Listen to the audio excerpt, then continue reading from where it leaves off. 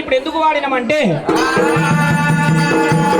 గంగాదేవి కర్ణిస్తేనే ఋతువుగా వర్షాలు పడతాయి, ఋతువుగా వర్షాలు పడితేనే అనువుగా పంటలు పడతాయి, అనువుగా పంటలు పడితేనే ప్రజల కడుపు నిండుతుంది.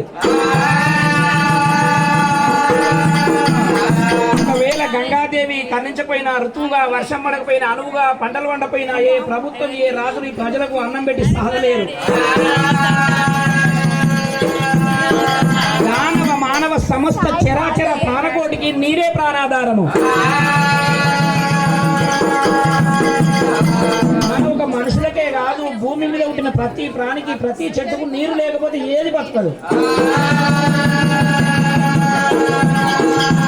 అందుకని మా ఒగ్గు పూజారి మొదలు ఆ గంగదేవి ప్రపంచానికి అంత ముఖ్యం కాబట్టి గంగని యాద్ చేస్తాం మేము.